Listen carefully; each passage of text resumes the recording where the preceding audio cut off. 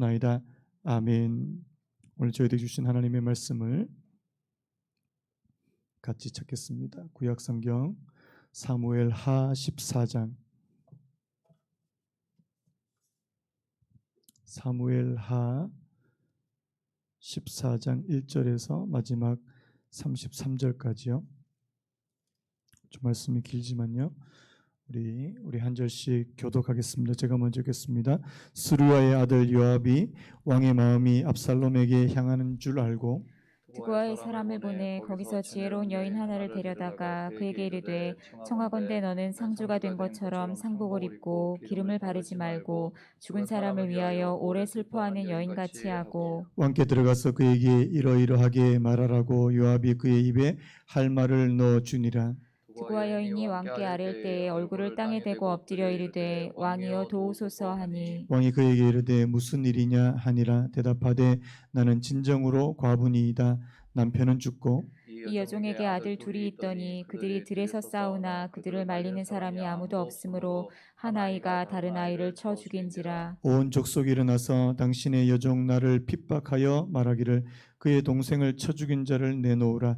우리가 그의 동생 죽인 죄를 갚아 그를 죽여 상속자 될 것까지 끊겠노라 하오니 그러한즉 그들이 내게 남아있는 숯불을 꺼서 내 남편의 이름과 씨를 세상에 남겨두지 아니하겠나이다 하니 왕이 여인에게 이르되 네 집으로 가라 내가 너를 위하여 명령을 내리리라 하는지라. 드고와 여인이 왕께 아뢰되 내 주 왕이여 그 죄는 나와 내 아버지의 집으로 돌릴 것이니 왕과 왕위는 허물이 없으리이다.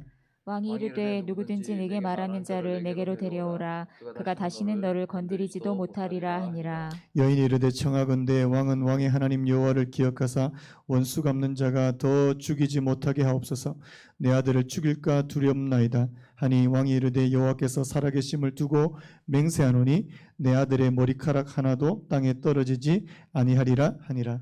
여인이 이르되 청하건대 당신의 여종을 용납하여 한 말씀을 내 주 왕께 여쭙게 하옵소서 하니 그가 이르되 말하라 하니라. 여인이 이르되 그러면 어찌하여 왕께서 하나님의 백성에게 대하여 이 같은 생각을 하셨나이까? 이 말씀을 하심으로 왕께서 죄 있는 사람같이 되심은 그 내쫓긴 자를 왕께서 집으로 돌아오게 하지 아니하심이니이다. 우리는 필경 죽으리니 땅에 쏟아진 물을 다시 담지 못함 같을 것이오나 하나님은 생명을 빼앗지 아니하시고 방책을 베푸사 내쫓긴 자가 하나님께 버린 자가 되지 아니하게 하시나이다.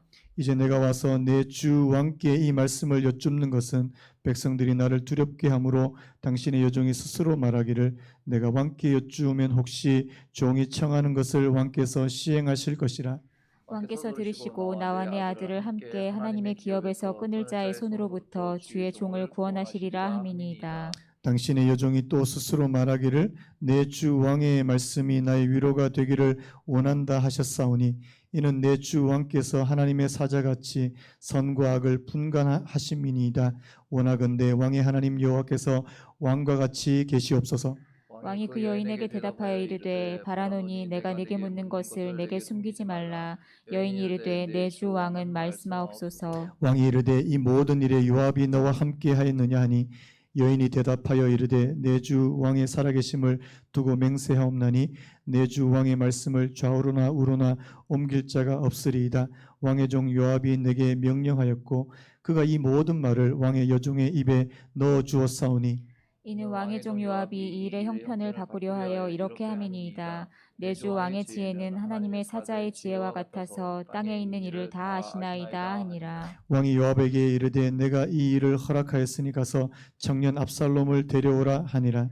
요압이 땅에 엎드려 절하고 왕을 위하여 복을 빌고 요압이 이르되 내 주 왕이여 종의 구함을 왕이 허락하시니 종이 왕 앞에서 은혜 입은 줄을 오늘 아나이다 하고 요압이 일어나 그 술로 가서 압살롬을 데리고 예루살렘으로 오니 왕이 이르되 그를 그의 집으로 물러가게 하여 내 얼굴을 볼 수 없게 하라 하매 압살롬이 자기 집으로 돌아가고 왕의 얼굴을 보지 못하니라. 온 이스라엘 가운데서 압살롬같이 아름다움으로 크게 칭찬받는 자가 없었으니 그는 발바닥부터 정수리까지 흠이 없음이라. 그의 머리털이 무거움으로 연말마다 깎았으며 그의 머리털을 깎을 때에 그것을 달아본즉 그의 머리털이 왕의 저울로 200세겔이었더라. 압살롬이 아들 셋과 딸 하나를 낳았는데 딸의 이름은 다말이라.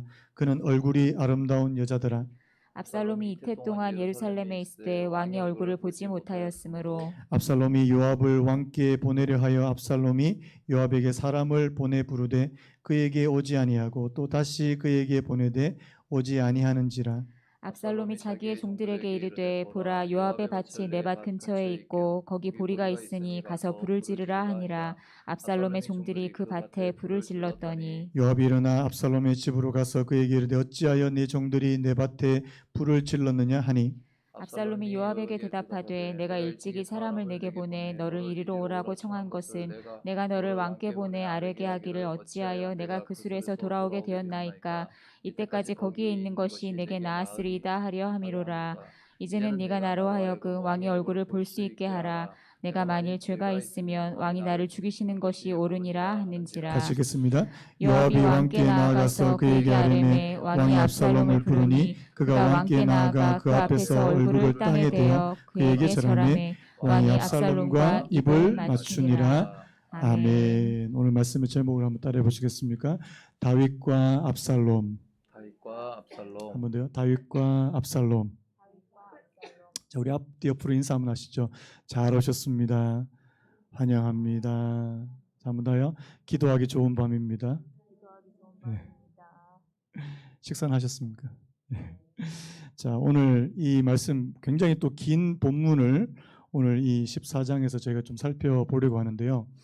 이 다윗과 압살롬에 관한 말씀입니다. 앞으로 이제 몇 장 계속해서 이제 이 다윗과 압살롬의 관계에 대해서 우리가 좀 살펴볼 텐데요. 굉장히 오늘 이 말씀도 저희들에게 중요한 포인트를 저희들에게 준다고 그렇게 생각합니다. 여러분, 하나님의 말씀이 오늘 저와 여러분들의 삶에도 굉장한 통찰력을 주신다는 사실을 믿으시기 바랍니다. 여러분들이 특별히 이 성경에 나와 있는 이 사람들 또 사람들과의 이 관계에서 오늘 저희들이 하나님께서 주시는 또 귀한 지혜와 또 그런 통찰을 얻을 필요가 있다는 사실입니다. 지금 이 다윗의 집에 지금 우리가 살펴보고 있지만 계속해서 어려움이 찾아오고 이 불행이 끊이지 않는 것을 우리가 보지 않습니까? 그래서 이 밧세바 사건 이후에 이 다윗의 집에는 뭐 간음 사건도 일어나고 또 그것에 대한 또 복수로 이 피를 흘리는 그런 사건도 또 일어나고요. 그래서 사실 이 다윗이 밧세바를 이 범한 이 사건 이후에 다윗의 집에는 계속해서 이제 어려운 일들이 이제 찾아오게 됩니다. 자, 그 중에서 오늘 이 다윗과 압살롬의 관계입니다. 여러분, 사실 이 압살롬은요, 굉장히 오늘 말씀에도 보지만 흠이 없는, 정말 이 다윗의 왕위를 계승할 수 있을 만큼 그렇게 이 다윗이 또 총애했고 다윗이 아꼈던 그런 아들 중에 한 사람입니다. 여러분, 우리가 그 사무엘하 3장에 보면 이 다윗이 이제 헤브론에서 낳은 아들이 나오는데 첫째가 이제 암논이고요. 둘째가 길르압이라는 아들이 있고 그다음에 셋째가 바로 이 압살롬입니다. 그런데 자, 첫 번째 아들은 어떻게 됐죠? 죽임을 당했죠. 그리고 이 둘째 아들은 이 사무엘하나 이런 말씀에 보면 잘 등장하지 않습니다. 그래서 어떤 분들은 이제 아마 일찍 죽었을 수도 있다, 뭐 이렇게 추측하는데, 지금 다윗에게 있어서 이 압살롬은요, 제가 볼 때는 왕위 계승자로 1순위, 거의 1순위로 될 만큼 그렇게 중요한 아들이었다는 사실입니다. 근데 이 아들이 어떻게 됐습니까? 자기 형을 죽이고, 자, 어떻게 됐죠? 우리 지난주에 13장에 보면 그술이라고 하는, 이 그술이 어디냐니까 자기 어머니의 고향이에요. 쉽게 말하면 이 외갓집으로 도망간 겁니다. 이 망명을 가게 된 겁니다. 여러분, 지금 이 다윗이 너무나도 아끼고 다음에 이제 이스라엘의 다음의 왕이 될 수 있는 가능성이 굉장히 높은 이 아들이 이 다윗을 굉장히 실망시킨 겁니다. 그리고 우리가 지난주에 살펴봤지만 여러분, 이 압살롬이 자, 누구를 속였어요? 자기 아버지를 속였어요. 어떻게 속였냐니까 이제 우리 이제 양털을 깎는 축제가 있는데 왕이시여 오시옵소서 간청을 하잖아요. 근데 못 간다. 수도를 비우고 어떻게 갈 수 있느냐. 근데 압살롬의 목적은 뭐예요? 자기 아버지 다윗을 초청하는 것이 아니라 암논을 초청하는 것이 그의 목적이었잖아요. 그래서 결국에는 이 암논을 이제 자기 아버지를 속이면서까지 이 암논을 죽이는 이런 모습을 보면서요. 여러분, 저는 이 다윗이 자기 아들 압살롬에 대해서 굉장히 이 많은 감정들이 이제 이게 교차했을 거라는 생각이 드는 겁니다. 우리가 지난 시간에 보면 이 다윗이 압살롬을 그리워하는 그런 대목도 나옵니다. 그런데 여러분, 오늘 이 14장을 보면서요. 자, 다윗이 압살롬을 그리워만 했을까요? 자, 그러면 자, 다윗이 왜 3년이나 지나도 이 압살롬을 불러들이지, 자기 이스라엘 땅으로 불러들일 수 없었냐는 겁니다. 자, 지금 오늘 보니까 이 그술 땅에서 몇 년 있었냐니까요. 3년 있어, 3년. 그런데 다윗이 이 압살롬을 아직 데리고 올 생각을 못 하는 겁니다. 저는 오늘 이 말씀 보면서 한 가지 좀 짚고 넘어가야 될 게 뭐냐니까, 지금 이 순간부터 다윗은요, 모든 일에 이 주도적으로 결정하고 행동하는 일을 잘 못합니다. 이제까지는 그렇지 않았어요. 이제까지 다윗은 굉장히 지혜로운 사람이었습니다. 또 하나님께서 그와 함께 하신 사람이었습니다. 그런데요, 지금요, 오늘 말씀을 우리가 가만히 읽어보면 다윗은 자꾸만 뭔가를 주저해요. 주저하고 망설이고, 그래서 요압이라는 자기의 신하가, 자기의 부하가 뭔가 일을 자꾸만 이제 만들어내고, 왜요? 왕이 이제 뭔가 자꾸 결정을 제대로 못하니까요. 한 가지 깨닫게 되는 것은 바로 죄는 오늘 저와 여러분들의 지혜를 어둡게 만든다는 사실입니다. 한번 따라해 보시겠습니까? 죄는 우리의 지혜를 어둡게 만든다. 결정을 잘 못 내리는 겁니다. 그리고 여러분, 오늘 이 14장에서 또 한 가지 굉장히 중요한 것은 뭐냐니까, 다윗은 앞으로 장차 자기에게 어떤 일이 미치게 될 것인지를 미리 깨닫지 못한다는 사실이에요. 왜냐하니까 지금 이 압살롬과의 이 관계를 완벽하게 해결하지 못하고 그냥 방치해버린다는 사실이에요. 여러분, 저는 오늘 이 말씀 보면서 좀 굉장히 중요한 사실을 좀 깨닫게 되는데요. 여러분, 이 완전히 이 화해되지 못한, 여러분 오늘 마지막에 보면, 자 33절 보십시오. 요압이 왕께 나아가서 그에게 아뢰매 왕이 압살롬을 부르니 그가 왕께 나아가 그 앞에서 얼굴을 땅에 대어 그에게 절하매 왕이 압살롬과 입을 맞추니라. 자, 다윗이 압살롬과 입을 맞췄습니다. 자, 완전히 화해가 된 겁니까? 화해가 덜 된 것 같습니까? 자, 완벽하게 화해가 됐다. 손. 이럴 땐 또 손을 또 잘 안 드세요, 보면. 이게 화해가 제대로 안 된 상태라는 것이죠. 지금 다윗이 왜 이 압살롬을 이스라엘로 불러들이는데 지금 주저하고 망설이냐니까 한 두 가지 이유가 있는 것 같아요. 첫 번째는 뭐냐니까 이 압살롬이 살인죄를 지었기 때문입니다. 여러분, 지금 물론 이 암논이 잘못한 일이 있고 자기의 여동생, 자기가 너무나도 사랑하는 여동생 다말을 범하는 그런 죄에 대한 복수로 이 암논을 죽이게 했지만, 이 암논을 죽인 것은 뭡니까? 살인죄라는 사실이에요. 여러분, 이스라엘에서 살인은 뭘로 해야 되는 겁니까? 피를 흘려야 되는 거예요. 사람을 죽이면 그 사람이 피를 흘려서 죽게 돼 있다는 사실입니다. 그래서 여러분, 압살롬이 이스라엘로 오면 응당히 그 죄에 대한 대가를 치러야 돼요. 그런 이유가 한 가지 있다면 또 한 가지 이유는 바로 이거예요. 아직까지 이 다윗은 압살롬에 대한 마음이 이게 다 풀려지지 않았다는 사실입니다.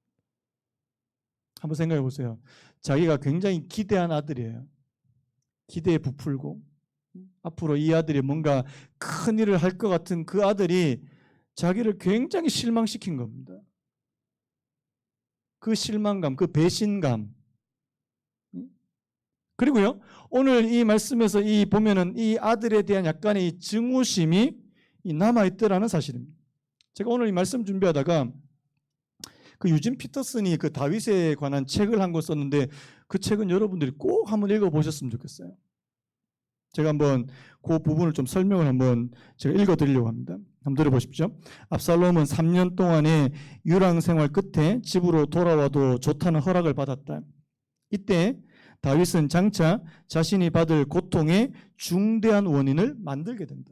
자, 이 부분 보십시오. 자, 다윗은 장차 자신이 받을 고통의 중대한 원인을 만들게 된다. 이게 무슨 말이냐니까요. 압살롬 보기를 거부했던 것이다. 압살롬에 대한 그의 용서는 비인격적이었다. 그의 용서는 사법적인 행위였지만 아버지로서의 포옹이 아니었다. 그는 압살롬이 자기의 성으로 돌아오도록 허락했고 그에게 살 장소를 주었지만 그를 만나려고 하지 않았고 찾아오게 허락하지도 않았다. 쳐다보고 싶지도 않았던 것이다.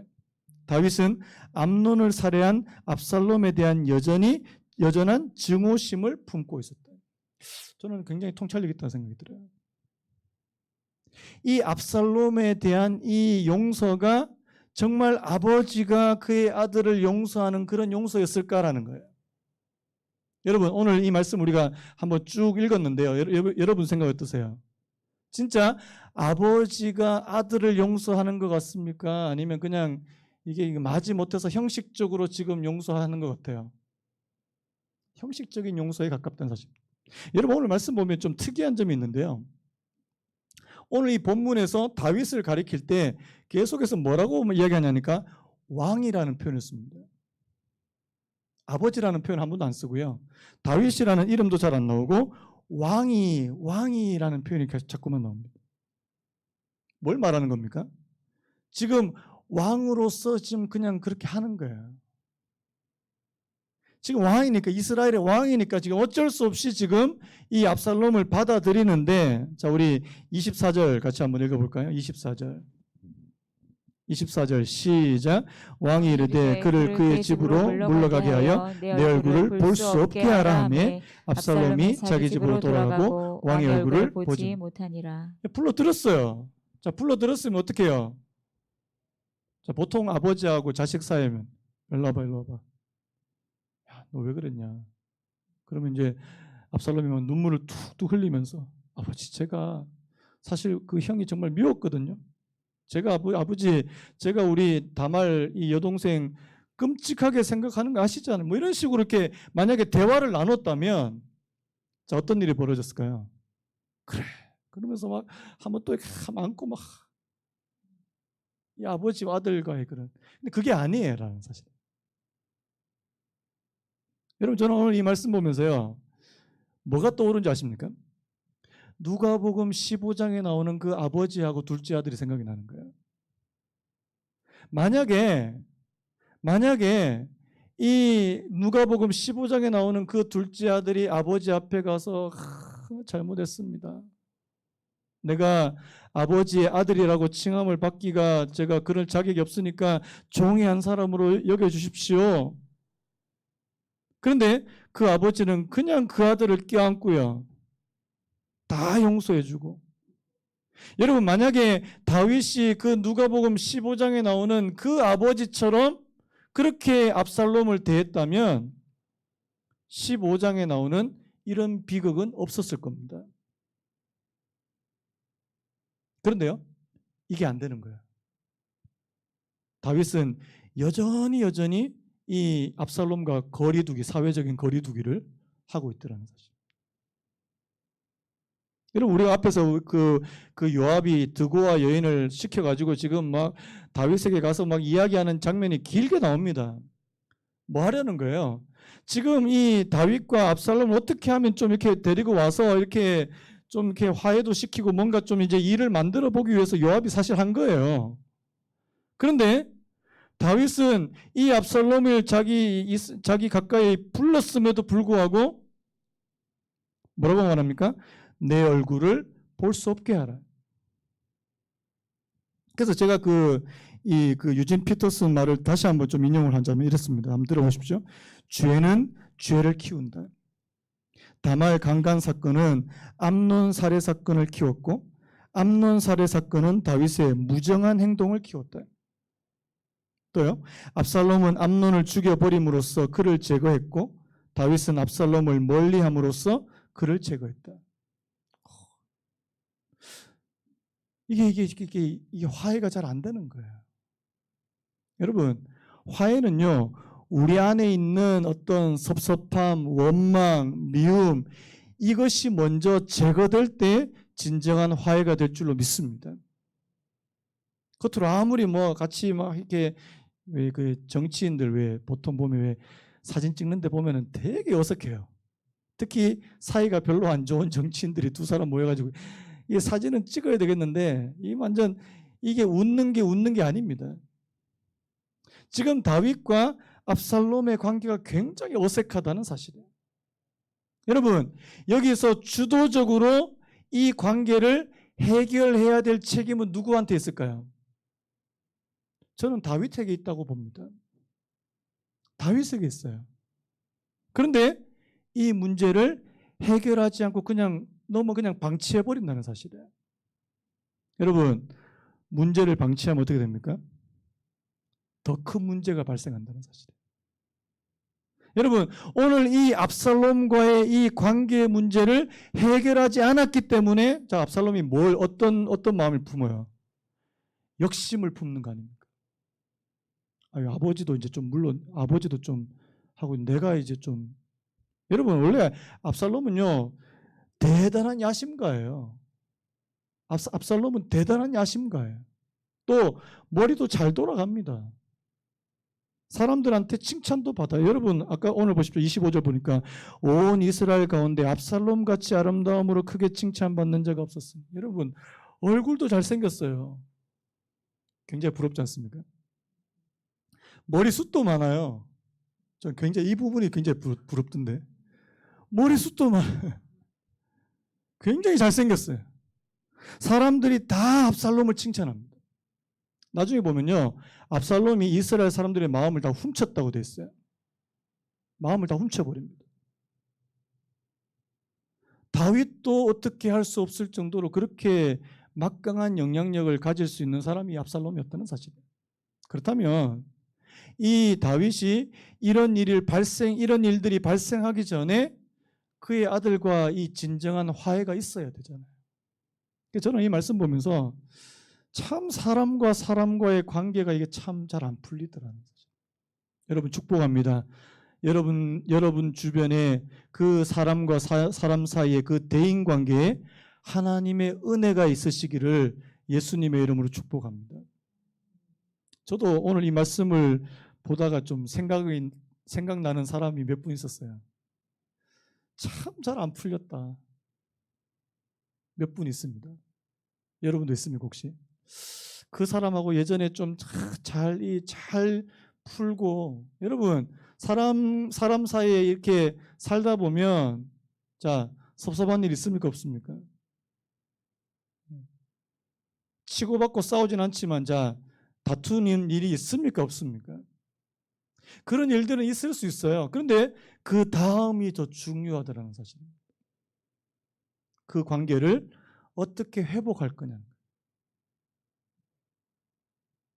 여러분 많은 분들이 힘들어하는 것 가운데 바로 그거잖아요. 대인 관계 가운데 껄끄럽고 힘든 그 관계를 어떻게 복원하느냐는 거예요. 요셉 아시잖아요. 자기 형을 언제 만났어요? 애굽에 총리 됐을 때 자기 밑에 막 이렇게 무릎 꿇고 있잖아요. 어떻게 하고 싶을까요? 저 같으면 한 방에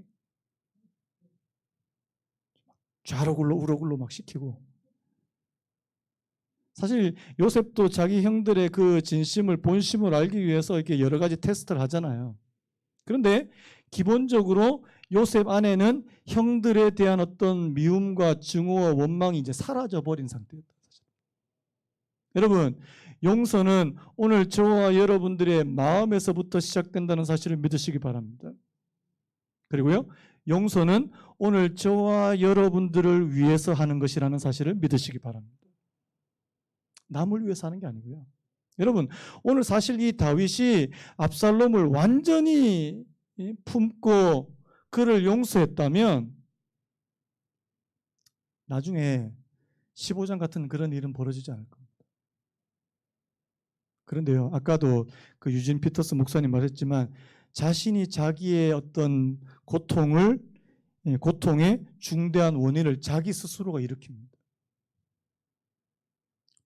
이게 물론 이 다윗이 앞에서 저지른 그 범죄, 그 죄의 결과이기도 하지만요. 여러분, 하나님께서는 오늘 저와 여러분들이 어떤 문제가 발생했을 때 그 문제를 그냥 방치하기를 원치 아니하시고요. 그 문제를 해결하기를 원하시다는 사실입니다. 여러분, 지혜가 뭡니까? 문제 해결 능력입니다. 한번 따라할까요? 지혜는 문제 해결 능력이다. 그리고 앞으로 장차 벌어질 수 있다는 그 어떤 문제에 대해서, 장차 벌어질 일에 대해서도 미리 대비할 수 있는 것이 바로 지혜입니다. 여러분, 만약에 저는요, 지금 이 다윗이 하나님 앞에서 정말 깨어 있었더라면 앞으로 장차 이 압살롬의 반역을 막을 수 있었다고 저는 생각이 돼요. 근데요, 지금 다윗의 지혜는 지금 가리워져 있다는 사실이에요. 그래서 여러분, 오늘 저와 여러분들이 하나님 앞에서 깨어있는 사람이 되는 거, 하나님 앞에 내가 죄 짓지 않고 정결한 삶을 사는 것이 얼마나 중요한지 모르다는 사실입니다. 여러분, 축복합니다. 하나님께서 저와 여러분들에게 거룩과 정결의 은혜를 주시기를 원합니다. 왜냐하니까 하나님의 지혜는 바로 이 거룩함과 뗄래야 뗄 수 없는 관계이기 때문에 그렇다는 사실이에요. 오늘 저와 여러분들이 하나님 앞에서 내가 자꾸만 이 거룩을 무시하고 하나님의 말씀을 무시하고 그렇게 살다 보면 나도 모르게 내 지혜가 막 가리워져 있습니다. 그러다가 어떤 일이 벌어져요? 갑자기 막 퍽 문제가 생겨버립니다. 어찌할 바를 모르는. 여러분, 그래서 오늘 이 다윗은요, 능히 예측 가능할 수 있는 그 문제를 해결하지 못했다는 사실입니다. 자, 나중에 여러분 압살롬 한번 보십시오. 자, 지금 다윗이 24절에서 뭐라고 했냐니까 그의 집으로 물러가게 하여 내 얼굴을 볼 수 없게 하라. 압살롬이 자기 집으로 돌아가고 왕의 얼굴을 보지 못하니라. 자, 이게 거의 돌아와서 그냥 그쯤인데, 자, 이렇게 압살롬이 왕의 얼굴을 보지 못한 기간이 또 얼마예요? 자, 28절 보십시오. 압살롬이 이태 동안 예루살렘에 있을 때. 자, 그러면 자, 그가 망명한 기간하고 자, 이 2년 동안 도합 몇 년입니까? 5년 동안 자기 아버지 얼굴을 제대로 못 본 거예요. 여러분, 혹시 그 영조 대왕하고 그 사도세자 아십니까? 저는 오늘 말씀 보면서 그 영조하고 사도세자 관계하고 아주 비슷해요.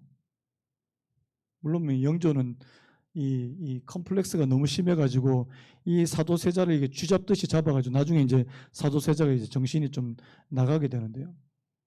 여러분, 이 아버지와 아들의 불행을 보십시오. 아버지와 아들의 불행이에요. 자, 5년 동안 이 관계에 대해서 풀지 않더라는 겁니다. 압살롬의 마음이 어떤 마음이 들었을까요? 아버지는 나를 버렸다고 생각했을 거예요. 아버지는 더 이상 나를 생각하지 않을 거예요. 자, 우리 32절 우리 같이 다시 한번 읽어볼까요? 32절 시작. 압살롬이 요압에게 대답하되 내가 일찍이 사람을 내게 보내 너를 이리로 오라고 청한 것은 내가 너를 왕께 보내 아뢰게 하기를 어찌하여 내가 그 술에서 돌아오게 되었나이까. 이때까지 거기에 있는 것이 내가 나았으리라 하려 함이로다. 거기까지. 나를 그 술에서 왜 데려왔냐는 거예요. 이렇게 방치시켜버리고 그냥 이 아버지 얼굴 한 번도 못 보게 했으면 나를 왜 여기로 데려왔냐는 거예요. 여러분, 사실 압살롬 말이 맞습니다. 제가 또 그 인용했던 그 부분을 좀 읽어드리려고 하는데요. 압살롬을 거절한 행위는 자신은 하나님으로부터 그토록 풍성히 받았던 것을 아들에게 나누어 주기를 지속적으로 결연하게 거부한 죄였다. 이게 무슨 말이냐니까요. 여러분, 다윗은 하나님 앞에 범죄했음에도 불구하고 하나님의 용서의 은혜를 받았습니까? 못 받았습니까? 받았다는 사실이에요. 나단 선지자가 책망했을 때 그가 하나님 앞에 엎드려서 하나님 내가 잘못했습니다. 하지만 하나님께서 그의 죄를 사하여 주셨다고 되어 있어요. 그런데 지금 압살롬이 잘못한 것, 압살롬의 죄에 대해서 지금 다윗은 완전히 그에게 용서의 은혜를 베풀어 주지 않더라는 사실입니다. 용서하기를 거절하고요. 은혜 베풀기를 거절하고요. 자비 베풀기를 거절하는 그 마음이 다윗의 마음에 숨어 있더라는 사실입니다. 여러분, 저는 이게 참 불행이라는 생각이 드는데, 여러분, 우리가 하나님께로부터 어떤 용서의 은혜를 받았다면, 자, 우리에게 잘못한 사람한테 용서의 은혜를 베풀어 주는 것이 마땅합니까? 그렇지 않습니까? 그 1만 달란트 빚진 자하고 100데나리온 빚진 자 비유하시죠? 자, 우리가 1만 달란트 빚을 탕감받은 사람이라면 나한테 100데나리온, 그 얼마 안 돼요, 사실. 1만 달란트에 비하면요. 용서해 주는 게 맞습니까? 틀립니까? 그런데 이게 잘 안 되더라는 거예요. 나는 하나님께로부터 용서의 은혜를 많이 받고 나는 하나님께로부터 은혜를 엄청 받았음에도 불구하고 내게 조금 잘못한 사람 절대로 용서 안 하는 겁니다. 여러분, 하나님께서 오늘 저와 여러분들에게 너그러워질 수 있는 은혜를 베풀어 주시기를 원합니다. 자, 나한테 잘못한 사람 있습니까? 없습니까? 있어요. 많아요. 그런데 하나님께서 내게 베풀어 주신 그 은혜를 생각하고 그 사람을 용서해 줄 수 있는 사람. 하나님 앞에 은혜를 막 이렇게 내게 은혜를 주시옵소서 주시옵소서 은혜를 많이 받는데 나한테 좀 잘못한 사람 절대 용서 안 하는 겁니다. 특별히 여러분, 교회 안에 그런 사람들이 많이 있습니다. 한번 이게 좀 이게 참 이럴 때는 참 술이 참 좋다는 생각이 들어요. 술 한 잔 마시고 이렇게 그냥 팍 풀면 되는데 이게 예수 믿는 사람은 술을 안 마시잖아요. 풀 데가 없는 거야. 이게 막 꽁하게 꽁한 옛날에 그러니까 이야기해 보면 한 10년 전 거 막 20년 전 거 막 이야기하는 분들 안 푸는 거예요. 풉시다. 아멘. 저한테 서방에서 이야기하세요. 목사님 그때 저한테 어떻게 그렇게 하실 수 있습니까? 근데 여러분 이게 안 풀려요. 이게 술 한잔 해야 되는 겁니까?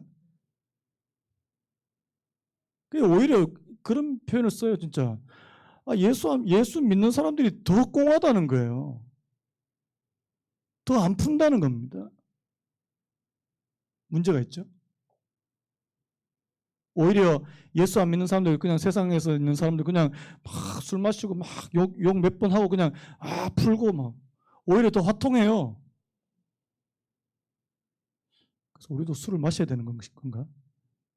여러분, 진짜 이 부분을 우리 좀 심각하게 좀 생각을 해야 되는 부분이라고 생각합니다. 하나님, 내 주변에 나와 자꾸만 그러니까 여러분, 관계에서 자꾸만 막히니까요. 그의 삶이 행복하지 않는 겁니다. 여러분, 행복은요, 관계를 타고 오거든요. 하나님께서 저와 여러분들이 어떤 복을 주신다든지 어떤 행복감을 주실 때는 이거는 관계를 타고 오거든요. 그런데 자꾸만 우리 주변에 관계가 다 막혀 있으면요, 행복하지 않아요. 고립되어 있습니다. 많은 분들이 관계 다 이게 그냥 섬처럼 사세요. 하나님께서 그걸 원치 않으시더라는 사실입니다. 여러분, 그래서 오늘부터 시작해서 하나님, 내 주변에 있는 사람들과의 관계를 돌아보기 원합니다. 우리 가정 안에도요. 하나님, 우리 가정 안에도 지금 같은 집에만 살았지 남남처럼 그렇게 지낸다면 그거 회개하셔야 돼요. 하나님, 회복하기 원합니다. 내가 하나님과의 관계를 회복하는 것처럼 내가 사람들과의 관계도 회복하기를 원합니다. 제가 한동안 그 코로나 기간 동안 교회 안 나오신 분들 조금, 저도 약간 그런 게 있었어요. 뭐 연락도 안 하는데 나도 연락 안 해. 약간 그런 마음이 있었어요. 고백합니다. 교회도 안 나오시는데 내가 왜 전화해야 돼? 약간 그런 마음 있죠. 예. 회개했잖아요. 내가 먼저 연락해. 이게 은혜가 받는 쪽이 항상 손해를 보는 느낌이에요. 예.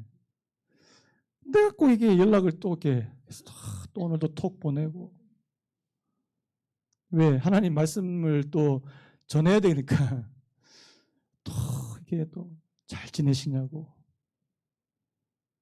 또 어떤 때는 또 마음이 또 이렇게 좀 그럴 때는 연락 오실 때까지는 연락 안 할 거야 하는 그런 마음이 있거든요, 저도요. 근데 또 하나님께서 또 말씀으로 또 깨우쳐 주시면 그래도 내가 해야지. 이렇게 살아야 되는 겁니까? 이렇게 살아야 된다는 사실. 여러분, 관계를 먼저 푸는 것은 나에게서부터 먼저 시작돼야 된다는 사실. 기다려봐도요, 그쪽에서 먼저 안 풀어요. 나부터 먼저 봅시다. 내가 먼저 그 관계, 그 회복에 단초를 제공하고요. 내가 먼저 그 관계 회복에 그 물꼬를 틀 수 있는 하나님, 그 은혜를 내게 허락해 주시기를 원합니다. 여러분, 오늘 이 다윗이 이 부분에서 실패했기에, 아까도 말씀드렸죠? 그 누가복음 15장에 나오는 그 아버지처럼 그냥 가서 그냥 확 와락 끌어안고 이 아들하고 모든 것을 다 이야기하고 풀었다면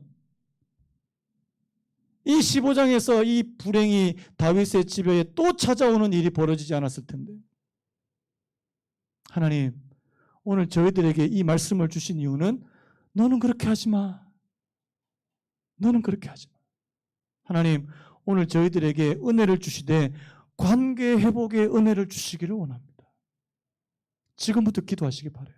하나님, 내가 아직까지 막혀있고 아직까지 해결되지 않은 관계가 있다면 하나님, 해결할 수 있는, 관계 회복할 수 있는 그런 은혜를 저희들에게 허락하여 주시옵소서. 오늘 이 밤에는요, 오늘 우리 기도할 때는 이 관계 회복을 위해서 우리가 집중적으로 한번 기도하실 수 있는 그런 은혜가 있기를 간절히 바랍니다. 우리 아까 불렀던 찬양 한 곡 부르고요, 이 시간에 같이 한번 기도했으면 좋겠는데요. 주여, 우린 연약합니다. 우린 오늘을 힘겨워합니다. 주 뜻 이루어 살기에 부족합니다. 특별히 하나님, 우리가 관계 회복하는데 너무나도 서툴고 너무나도 고집스럽고 또 내 자존심을 내세우고, 하나님, 우린 연약합니다. 그래서 하나님의 은혜가 필요합니다. 오늘 이 찬양 한번 부르고 뒤에 불 좀 꺼주시겠습니까? 우리 같이 한번 기도했으면 좋겠습니다. 주여, 우린 연약합니다. 주여, 우린 연약합니다. 우린 오늘을 힘겨워합니다. 우린 오늘을 힘겨워합니다.